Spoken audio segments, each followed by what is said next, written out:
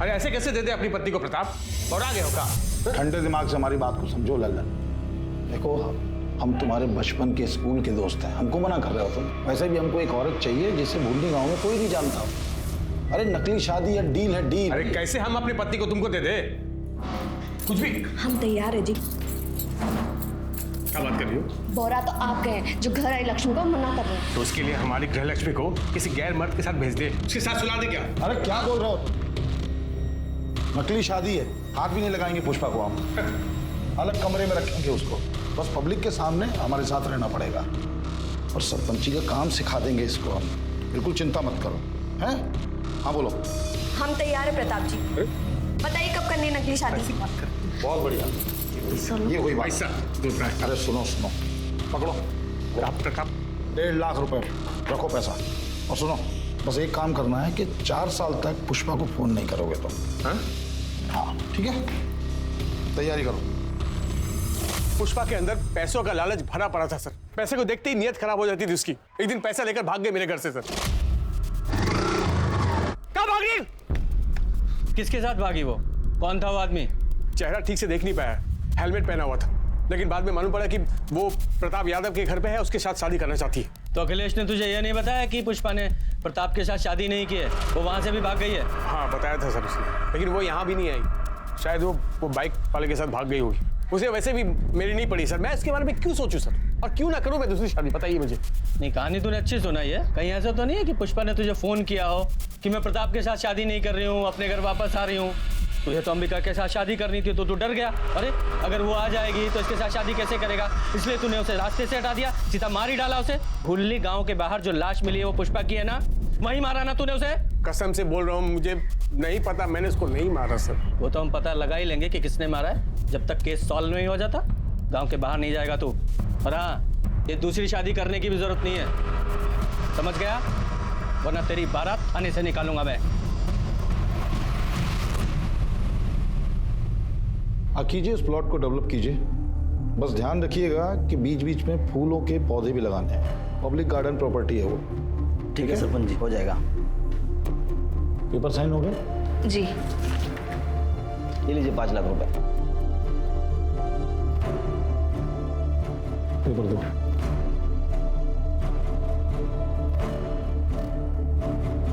ठीक है सरपंच जी, हो जाएगा। राज, राज कहाँ रहता है ये? जी जीजू, प्रणाम। राम प्रसाद की फाइल का क्या हुआ?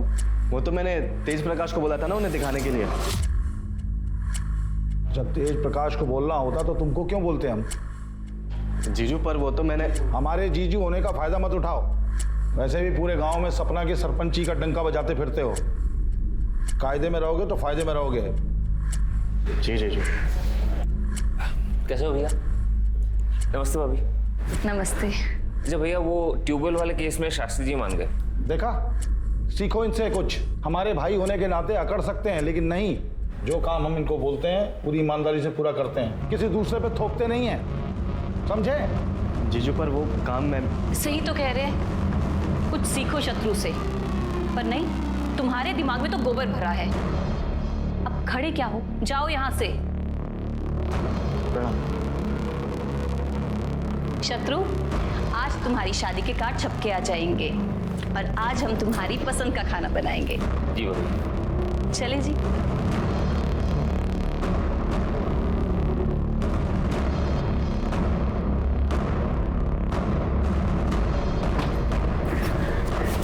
अरे क्या कर रहे हो? नीचे उतरो, गिर जाओगे। आपको क्या फर्क पड़ता है? जाओ अपने पति और देवर को देखो।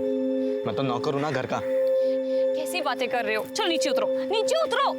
वो लोग आपको मिलके सिर्फ बेवकूफ बना रहे। आपको ये बात समझ नहीं रही है? सिर्फ रबर के स्टैम्प की तरह इस्तेमाल कर रहे हैं जीजू आपका, और कुछ नहीं। ये कैसी बातें कर रहे हो एक बात आप ही मुझे बताओ, महीने में लाखों कमाते हैं जीजू, उसका एक दहला भी देते हैं आपको? नहीं।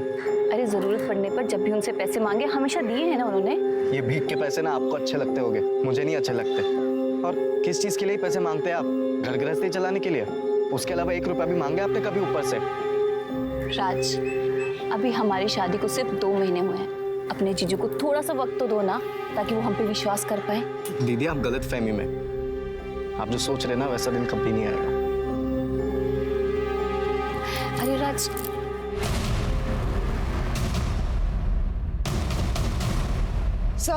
सर हमने प्रताप के बारे में पता किया तो उसका राइट हैंड तेज प्रकाश एक हिस्ट्री शीटर है। उसकी बीवी राजेश्वरी प्रताप के घर नौकरानी का काम करती है। सर पड़ोसी उससे पूछताछ की तो एक पड़ोसी कमली सिंह ने हमें बताया कि राजेश्वरी को भूषण ज्वेलर्स के यहाँ पे चांदी के बर्तन बेचते हुए देखा है मैंने। तो राजेश्वरी ने चोरी की। जब मैंने उससे पूछा तो उसने बताया कि प्रताप भैया ने उसे गिफ्ट दिए थे। गिफ्ट? हाँ, पहले भी मैंने ऐसे गिफ्ट बेचते हुए दुकान पर उसको देखा है, लेकिन लगता है जब से सपना भाभी आई है उसे गिफ्ट मिलना बंद हो गया है। ये राजेश्वरी और प्रताप यादव इन दोनों का कोई चक्कर है क्या? सर कमली ने कुछ खुल के नहीं बताया। उसने नहीं बताया तो सीधे राजेश्वरी से पूछते। सच कहते हैं साहब, वो सारे गिफ्ट्स भैया जी ने दिए थे। साहब हम भैया जी के गिफ्ट घर पे नहीं रख सकते थे, इसलिए हमने बेच दिया, क्योंकि वो भैया जी और शत्रु अच्छे आदमी नहीं है। अच्छे इंसान नहीं है इसका क्या मतलब है? साहब बहुत मौका परस्त लोग हैं, मतलब अपने फायदे के लिए कभी भी बदल सकते हैं। देखिए ना, यूँ तो भैया जी ने कभी शादी नहीं की, सारी जिंदगी कुंवारे थे, पर जैसे सरपंच की कुर्सी बचाने का मौका आया उन्होंने फटाफट शादी कर ली। भैया जी की पीने की आदत है, पीने के बाद वो बहुत बदतमीजी करते हैं। और तुम्हारा पति वो कौन सा दूध का दूल्हा है? साहब हम मानते हैं कि वो दूध के दूल्हे नहीं है, पर आज जब से उन्होंने हमसे शादी की वो बदल गए। हाँ, वो भैया जी के छोटे मोटे बुरे काम कर देते, मतलब लोगों को डराना धमकाना, उनके पैसों को संभालना। तुम्हारे भैया जी के लिए तुम्हारे पति तेज प्रकाश ने कोई खून भी किया है? ये आप क्या बोल रहे हैं साहब? हम खूनी नहीं है। तो इतना डर क्यों रहे हो? साहब पुलिस को देख के कौन ही डरता है? अब हम लोग तो गरीब आदमी है साहब, जैसे तैसे करके गुजारा होता है। हमें छोड़ दो साहब। 13 दिसंबर को कहाँ थे तुम? 13 दिसंबर मतलब जिस रात पुष्पा गायब हुई, उस रात कहाँ थे तुम? साहब ये तो घर पर ही थे। हाँ साहब, मैं घर पे ही था, और अगले दिन जब हवेली पहुंचा तो पता चला पुष्पा जी भाग गई। भैया जी बहुत गुस्से में थे, क्योंकि शादी की सारी तैयारियां हो गई थी।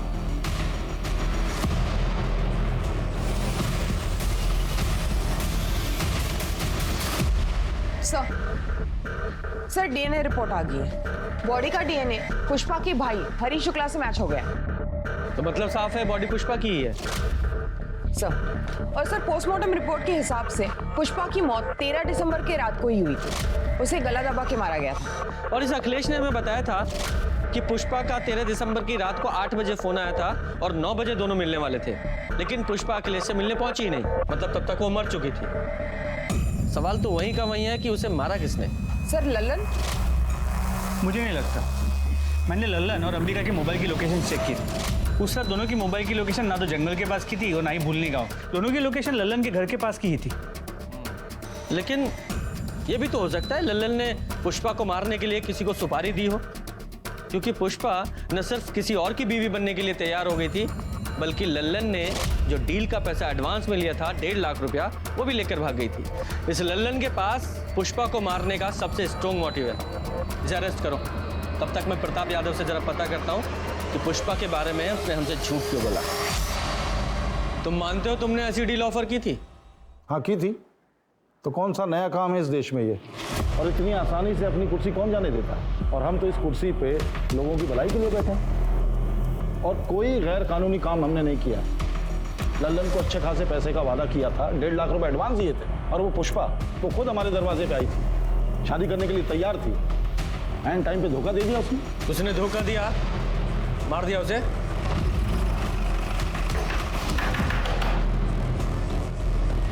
सर आप ले चलो इसे। लेकिन क्यों सर? मैंने क्या किया सर?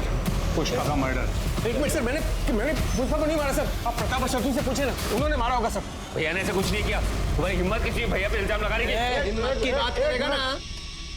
एक मिनट इंस्पेक्टर साहब, हमने कहा ना कि पुष्पा की मौत से हमारा कोई लेना देना नहीं। क्या हुआ था उस रात? देखिए, हम पुष्पा से मिलने उसके कमरे में गए तो पुष्पा हमें नहीं मिली। तो पूरे घर को ढूंढा हमने, वो कहीं नहीं मिली। फिर बाद में पुष्पा का फोन आया, उसने बोला कि वो हमसे शादी करने को तैयार नहीं है, इसलिए घर छोड़ के गई है। उस रात तुमने पी रखी थी? ये कैसा सवाल कर रहे हैं आप? हमने सुना है तुम रोज पीते हो और पीने के बाद जरा ज्यादा ही तरन्नुम में आ जाते हो और बदतमीजी करने लगते हो। सकता है उस रात तुमने तुमने उसके साथ बलात्कार करने की कोशिश की, उसने विरोध किया तो मार डाला उसे। देख क्या बकवास कर रहे हो?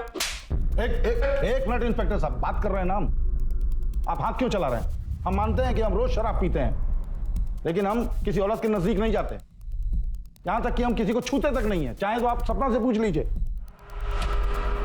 अपनी पत्नी को भी नहीं छूते? देखिए, हम पराई औरत के बारे में बात कर रहे हैं।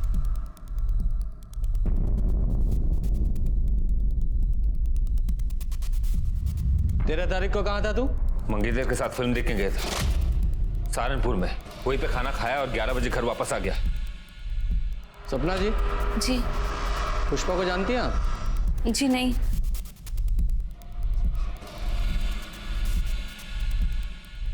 राजेश्वरी को आप बड़े महंगे तोहफे देते हैं।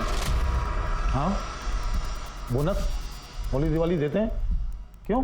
हमें पता चला है कि राजेश्वरी मार्केट में बड़े महंगे महंगे सामान बेच रही है, ये कहकर कि वो तोहफे आप उसे देते थे।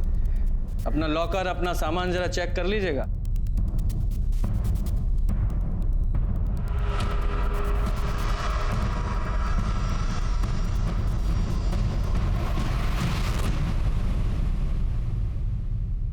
सर, राजेश्वरी के अनुसार प्रताप पीने के बाद कंट्रोल में नहीं रहता था। हाँ, लेकिन जब हमने प्रताप से पूछताछ की थी तो उसने बताया था कि उसने किसी भी औरत के साथ कभी भी कोई बदतमीजी नहीं की। और सपना ने उसकी हाँ में हाँ मिलाई थी। कहीं ये सपना प्रताप की टेम्परेरी बीवी तो नहीं है, जैसे कि पुष्पा होने वाली थी? हो सकता है सर। जरा गांव में जाकर पता करो, इस प्रताप ने कभी किसी गांव वाली औरत के साथ कोई बदतमीजी की थी क्या? सर मैडम, वो तो किसी औरत की तरफ नजर उठाकर देखते तक नहीं थे। मुझे बहुत गर्व है कि मेरा बेटा प्रताप भैया जी को अपना आदर्श मानता है। अरे गांव वालों के हिसाब से ये प्रताप यादव भगवान के समान है, तो इस राजेश्वरी ने हमें कौन से प्रताप के बारे में बता दिया? शत्रु और हमने पूरे घर के सामान को चेक किया। ये रही वो लिस्ट जो तुमने पिछले कुछ दिनों में चुराई। सच बोलो, सच बोलो। भैया जी, इसमें कोई गलती नहीं है। इस सारा सामान हमने चुराया था पैसों के लिए। हमें माफ कर दीजिए भैया जी। आप जैसा मालिक हमको कहाँ मिलेगा भैया जी? हम आपको छोड़ के कहीं नहीं जाएंगे भैया जी। बस हम यहीं रहेंगे। हम आपको छोड़ के नहीं जाएंगे भैया जी। प्लीज हमको माफ कर दीजिए भैया जी। भैया जी माफ कर दीजिए। बोलो। सर, हो सकता है प्रताप में कोई कमी ना हो, लेकिन ये नई सरपंच सपना यादव, उसके बारे में ऐसे नहीं कह सकते, क्योंकि प्रताप से पहले उसकी शादी अमर शर्मा नाम के एक आदमी से हुई थी। ठीक है, अमर और सपना इन दोनों से अलग अलग बात करते हैं। हाँ सर, मैं ही हूँ सपना का अभागा पति, अमर शर्मा। अभागा? अरे अपनी बीवी को छोड़ दिया, फिर भी खुद को अभागा बता रहे हो? नहीं सर, मैंने उसे नहीं छोड़ा, उसी ने मुझे छोड़ दिया। जैसे उसे पता चला कि वो प्रताप किराए की बीवी के साथ सरपंच की कुर्सी भी दान पे दे रहा है, उसने मुझे छोड़ दिया। प्रताप को कैसे जानते हो तुम? सब प्रताप कभी मेरा दोस्त हुआ करता था, लेकिन जैसे उसे पता चला कि मैं कंगाल हो गया हूं तो उसने मुझसे दोस्ती खत्म कर दी। लेकिन सपना बीच में आ गई। उसने बिना किसी शर्त के उसकी बात मान ली और मुझे छोड़ दिया। तो और क्या करती सर? दूसरे आदमी से शादी करना ही बेहतर था, बजाय अपनी जान लेने के। अमर को शराब पीने की बहुत बुरी लत है। रोज शराब पीने के बाद वो मुझे मारता पीटता था। मैं तो अपनी जिंदगी खत्म कर देना चाहती थी। जब प्रताप जी की मुझे डील मिली तो मुझे वो मेरी हर समस्या का हल लगी, इसलिए मैंने डील एक्सेप्ट कर ली। तो सर, इसमें मैंने क्या गलत किया? और अमर तलाक के पेपर पे साइन कर चुका था। तलाक के पेपर थे? नहीं सर, वो तलाक के पेपर कैसे हो सकते हैं? वो प्रताप ने तो मुझे बोला था कि वो डील के पेपर थे। सर, मैं बहुत पढ़ा लिखा नहीं हूँ, मुझे नहीं पता कि उन कागजों में क्या लिखा था। और प्रताप ने मुझसे बोला भी था कि वो पेपर मुझे वापस लौटाएगा, लेकिन नहीं लौटाया उसने। और ऐसा कोई एग्रीमेंट साइन नहीं हुआ था। और रही बात तलाक की, तो उसका फैसला 1-2 दिन में आ जाएगा। आप लोग चाहें तो तहसीलदार के ऑफिस में जाके पता कर सकते हैं। और आज के बाद हमारी गैर मौजूदगी में हमारी पत्नी से बातचीत करने मत आइएगा। आप लोग जा सकते हैं, प्लीज।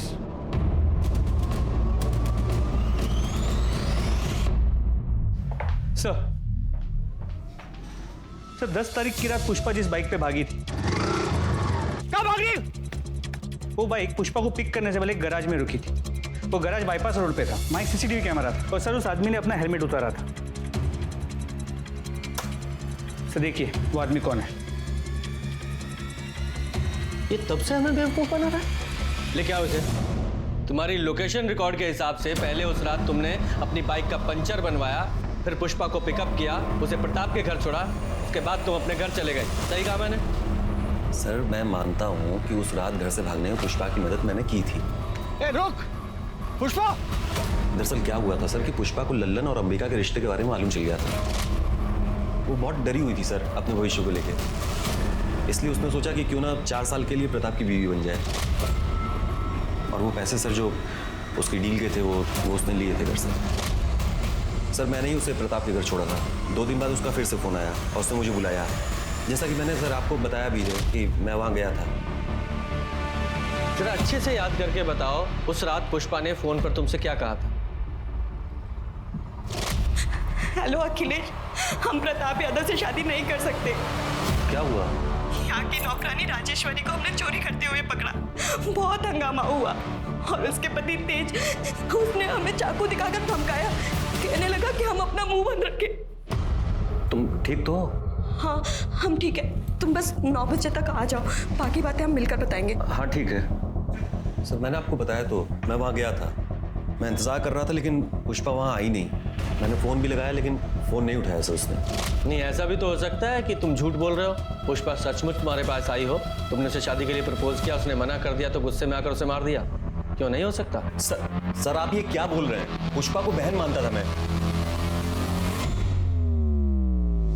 शक के बिना पर पुलिस ने अखिलेश को कस्टडी में रखा, लेकिन अभी तक पुलिस को यह समझ नहीं आ रहा था कि पुष्पा का कातिल कौन था और उसने कत्ल किया क्यों। लल्लन के पास मोटिव था तो प्रताप और अखिलेश के पास भी अपने अपने कारण थे पुष्पा को मारने के लिए। लल्लन ने कस्टडी में यह माना कि उसने पुष्पा के बारे में गलत कहा था। पुष्पा दरअसल प्रताप की डील पे कभी हाँ कहना ही नहीं चाहती थी, पर लल्लन ने उस पर दबाव डाला और उसने खुद प्रताप से एडवांस लिया। राजेश्वरी ने कबूला कि उसने प्रताप के कैरेक्टर के बारे में झूठ कहा था पुलिस से। वो खुद सरपंच बनना चाहती थी, इसलिए उसने प्रताप को ऑफर किया था उसकी टेम्पररी बीवी बनने के लिए, लेकिन बजाय उसे चुनने के पहले प्रताप ने चुना पुष्पा को और फिर सपना को। पुलिस कश्मकश में थी कि क्या वाकई प्रताप निर्दोष है, लेकिन 2 दिन बाद पुलिस को प्रताप के खिलाफ एक कंप्लेंट मिली जिसने सबको चौंका दिया। प्रताप जी ने हमारे साथ रेप किया है सर। क्या? आपके पति ने? शादी की डील हुई थी कि प्रताप दीदी को हाथ भी नहीं लगाएगा, दोनों को अलग अलग कमरे में रहना था। सर 2 महीने तक सब ठीक था, लेकिन कल रात प्रताप जी हमारे कमरे में आए और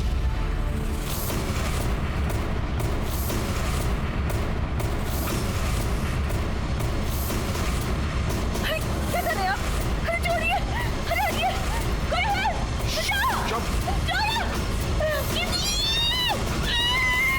झूठ बोल रही है वो सपना, दिमाग चल गया उसका। तो तुमने सपना के साथ जबरदस्ती नहीं की? जी बिल्कुल नहीं। कल रात पीने के बाद जब हम अपने कमरे पे जा रहे थे तो अरे कुछ मदद करें आपकी, कहीं चोट लग जाएगी आपको। नहीं जरूरत नहीं है, हम चले जाएंगे। कैसी बातें कर रहे हैं? हमें अपना फर्ज तो निभाने दीजिए, पत्नी है हम आपकी, संभाल के। Thank you thank you thank you. अरे अरे ये क्या कर रही हो तुम? टेम्परेरी ही सही, पर हम पति पत्नी हैं, और कौन सी पत्नी नहीं चाहेगी कि वो अपने पति को खुश ना करे। वो सपना हमें खुद फंसा रही है। वो क्यों फंसाएगी? वो भी अपने ही पति को रेप के इल्जाम में। शायद उसको कोई भड़का रहा होगा। कौन? उसका नकारा भाई राज, वो भड़का रहा होगा उसे। कौन किसे भड़का रहा है और कौन छुपा रहा है वो तो हम पता लगा ही लेंगे। फिलहाल तो हमने सपना को मेडिकल के लिए भेजा है। प्रताप झूठ बोल रहा है सर, हम तो सिर्फ नाम के सरपंच हैं, एक रबर स्टैंप है। हमें कब क्या कैसे करना है इन सब का फैसला प्रताप जी करते हैं। और सर दोनों ही सूरतों में तो बदनामी हमारी ही होगी। हमें तो हमारी जान जाने का भी खतरा है कि हमारे साथ भी वो ना हो जाए जो पुष्पा के साथ। आपका कहने का मतलब है कि प्रताप ने पुष्पा को मारा? हमें नहीं पता सर, हम कुछ नहीं जानते। जो प्रताप है ये इतना पावरफुल आदमी है कि इसके लिए कुछ भी नामुमकिन नहीं है, और वो तेज और शत्रु उसके एक आवाज पे कुछ भी करने के लिए खड़े हो जाएंगे। सर प्लीज आप दीदी को प्रोटेक्शन दे दीजिए। देखिए इनकी मेडिकल रिपोर्ट आने तक हम ऐसा नहीं कर सकते, हमें रुकना पड़ेगा। सर पर दीदी सरपंच है, आप इतना तो कर ही सकते हैं। रहने दो राज, पुलिस को। रिपोर्ट से ये पता चला कि सपना सेक्सुअली एक्टिव थी, लेकिन रेप का कोई साइन नहीं मिला। तो या तो इसका मतलब ये था कि ये रिश्ता दोनों की रजामंदी से हुआ, या फिर सपना ने खुद को सरेंडर किया प्रताप के आगे डर के मारे। तो क्या सपना के साथ मैरिटल रेप हुआ था, जो असल में एक शादी थी ही नहीं, सिर्फ 4 साल की डील थी? पुलिस प्रताप को लेकर एक और बार कंफ्यूज हो गई थी, क्योंकि सपना प्रताप के खिलाफ फिर से कंप्लेंट लेके पहुंची कि प्रताप ने उसे मारने के लिए गुंडे भेजे थे जब वो सरपंच ऑफिस से निकलकर घर वापस जा रही थी। सपना ने जहां एक तरफ अपने चोट के निशान पुलिस को दिखाए, वहीं दूसरी तरफ ये भी बताया कि गुंडों ने उसे प्रताप की बदनामी न करने की हिदायत दी थी, और उनमें से एक की आवाज तेज प्रकाश जैसी थी।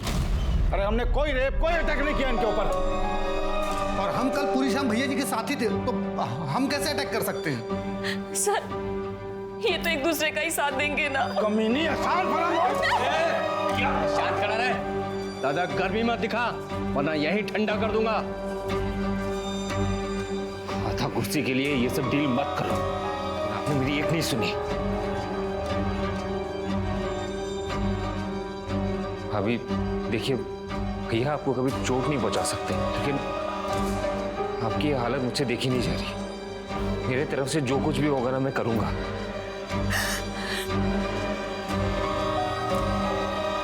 आप आराम से घर में रहिए, आपको कोई नुकसान नहीं पहुंचाएगा। अगर किसी ने भी ना आंख उठा के देखा या इनकी कंप्लेन आई तो अंजाम बहुत बुरा होने वाला है, समझ गया?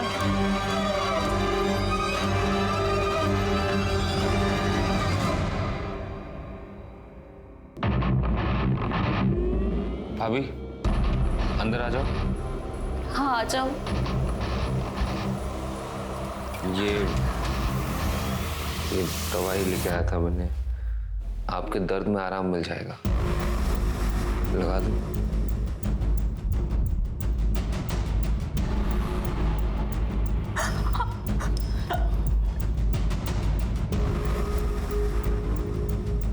मुझे पता है तुम अपने भाई से बहुत प्यार करते हो, पर हम कसम खा के कहते हैं, हम सच कह रहे हैं।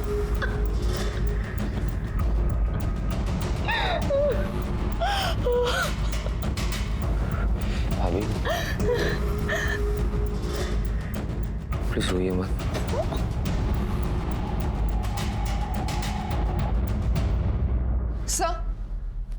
सर लोकल न्यूज देखिए। क्या हुआ? सर लगाइए तो।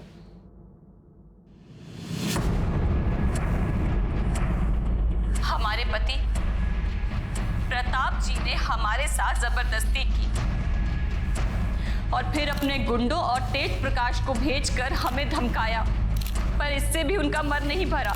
अभी 2 दिन पहले उनके छोटे भाई शत्रु ने हमारे साथ जबरदस्ती की। हमारे कमरे में मेरे घाव पर मरहम लगाने के बहाने उसने शत्रु, ये क्या कर रहे हो? हटो, हटो, बचाओ, हटो, बचाओ, बचाओ, नहीं, बचाओ।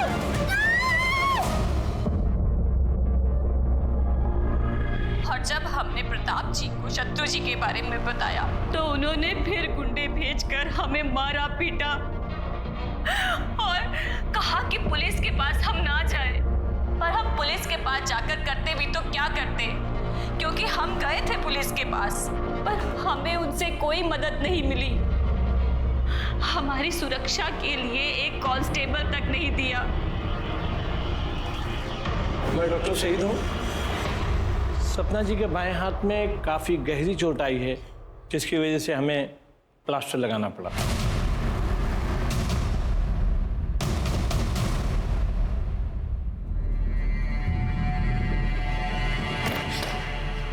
शत्रु कमीने, एक नंबर के धोखेबाज हो तुम, एक नंबर के धोखेबाज हो तुम। मेरी जिंदगी बर्बाद कर दी तुमने। जब तुम सपना भाभी की तारीफ करते थे, जब कहते थे कि तुम उनसे प्यार करते हो, मैंने कभी नहीं सोचा था तुम इतने घटिया इंसान होगे। पिंकी बेटा तुम भैया आप तो प्लीज रहने दीजिए, आप बीच में ना ही बोलिए। ऐसे भी किसी रेपिस्ट से मैं शादी नहीं कर सकती, तो आप भूल जाइए, इस घर की कभी बहू बनूंगी मैं।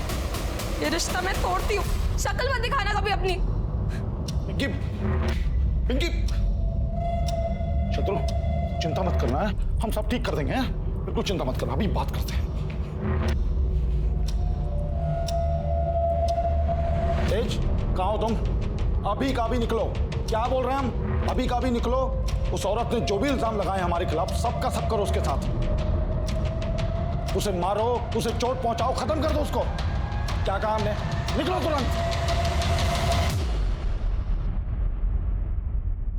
मुझे इस प्रताप से फिर से बात करनी होगी। तुम जाके तेज का पता लगाओ। सर क्या था?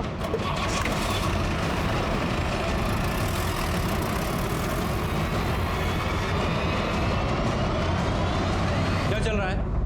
सर वो सपना जो बोल रही है झूठ बोल रही है। वो तेज कहाँ है? तेज कहाँ है? बोलो शर्मा। सर ये तेज प्रताप घर पे नहीं है। राजेश्वरी ने बताया कि प्रताप के कहने पे वो सपना को मारने गया है। सर मैं सपना का फोन बार बार ट्राई कर रहा हूँ, लेकिन उसका फोन नॉट रीचेबल आ रहा है। ठीक है। क्या कर रहे हैं आप? तेज कहाँ है? हमको क्या मालूम? अरेस्ट करो इसे और जरा चेक करो।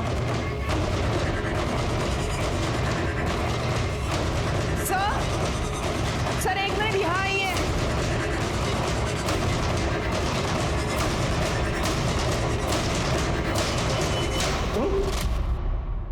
शत्रु शत्रु बॉडी को नीचे उतारो।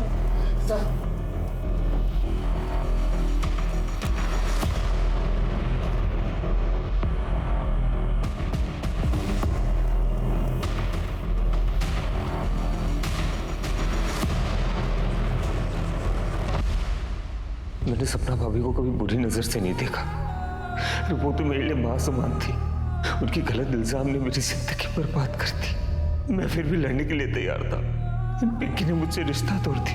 अब मेरे लिए जीने का कोई मतलब नहीं है भैया, मुझे माफ कर दो। शत्रु क्या किया तूने यार? छोड़ो मारे उसका मेरे को। मैं आप शांत हो जाओ। मार डालूंगा उसको। शांत हो जाओ। तुम्हारी फीलिंग समझता हूं मैं, लेकिन सॉरी, तुम्हें हमारे साथ चलना पड़ेगा। लेके चलो। बॉडी को पोस्टमार्टम के लिए भेजो और ये एविडेंस बैग में डालो। स्मिता जी आओ। सपना दीदी जिंदाबाद, सपना दीदी जिंदाबाद, प्रताप यादव। क्या बोलो? उस औरत की सच्चाई नहीं मालूम तुम लोगों को? झूठी है वो, बेवकूफ बना रही सबको। भाई कर रहे हो ना? प्रताप यादव, प्रताप यादव, सपना दीदी। हाँ बोलो। सर फर्टिलाइजर प्लांट के पास एक बॉडी मिली है, मैं वहीं जा रहा हूँ। ठीक है, पहुँचता हूँ। सर बॉडी तेज प्रकाश की है। यहाँ पे सिर के पीछे किसी भारी चीज से वार किया गया।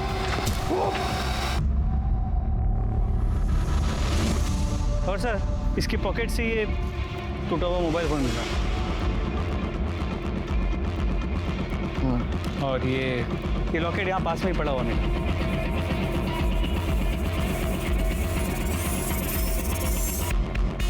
शर्मा, इस जगह का डम डाटा निकलवाओ। 13 दिसंबर का रात 7 बजे से रात 11 बजे तक का डम डाटा निकलवाओ, वहां जहां पुष्पा की लाश मिली थी। क्योंकि ये लॉकेट मैं पहचानता हूँ किसका है। 3 महीने पहले जिस जंगल में पुष्पा की लाश मिली, वहां भी तेरे फोन की लोकेशन उसी समय की दिखा रहा है। बोल क्या कहना तुझे?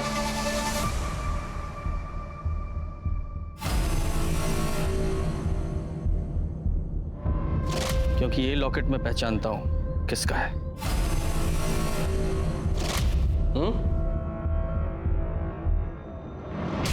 सोच लो, अभी भी टाइम है। सच्चाई बताओगी या फिर ये जो तेरा नाटक है वो सच्चाई में बता? बता। पहले तो ये बता कि तेज प्रकाश को क्यों मारा तूने? क्योंकि वो तुझे मारने आया था।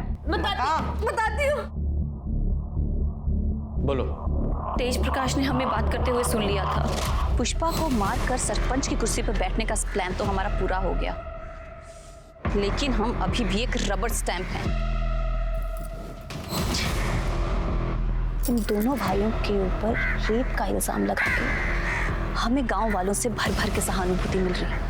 तुम देखना, वो दिन दूर नहीं, सत्ता की बागडोर हमारे हाथ से दूर नहीं, और ये दोनों भाई अब जेल में सड़ेंगे। और अभी पुलिस भी इन्हें जल्दी गिरफ्तार कर लेगी। हमने सब सुन लिया है। लोगों ने जो कुछ भी भैया जी के लिए किया ना, उसके लिए जिंदगी भर जेल में सड़ोगे। रुको, मैं भी पुलिस को बताता हूँ। राज, पकड़ो उसे।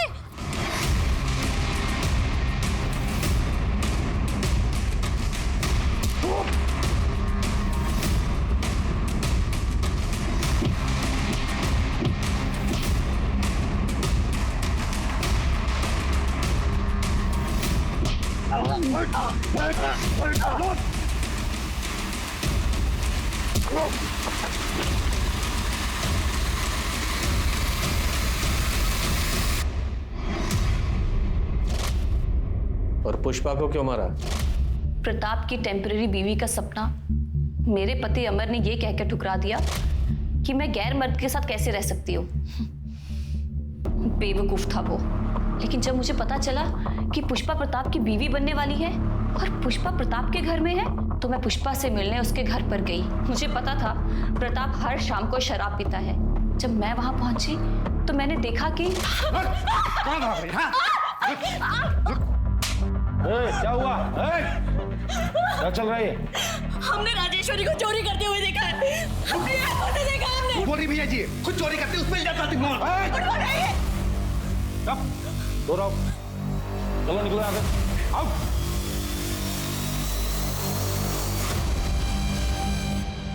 चिंता मत करो, हम हैं तुम्हारे साथ। अरे हम, आप हमें छू नहीं सकते हैं। सॉरी पुष्पा।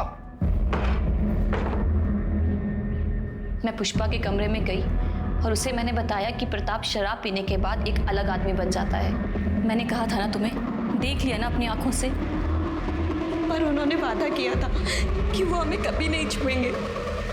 पुष्पा, कोई भी आदमी इस बात पे कायम नहीं रह सकता। और प्रताप जैसा आदमी जिसके पास सत्ता की कुर्सी है, पावर है, वो तो कभी भी नहीं। देखो पुष्पा, अगर तुम अपनी इज्जत बचाना चाहती हो तो चली जाओ यहाँ से। ना जाने कितनी ही औरतें इसकी दरिंदगी का शिकार हुई हैं। और इन आदमियों को क्या है, इनको तो रोज कोई ना कोई चाहिए। हाँ, तुम सही कह रही हो।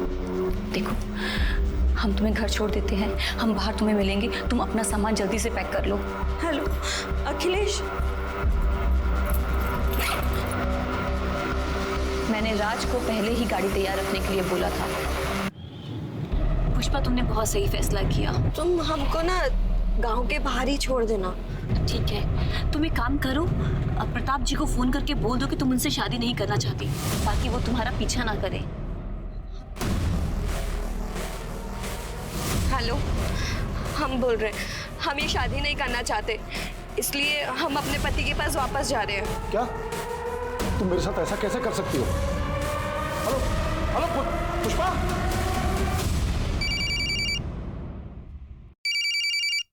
अरे ये क्या कर रही हो? लल्लन को कॉल कर रहे हैं, उन्हें बता तो दें कि हम गांव वापस आ रहे हैं। अरे नहीं। Hello hello hello.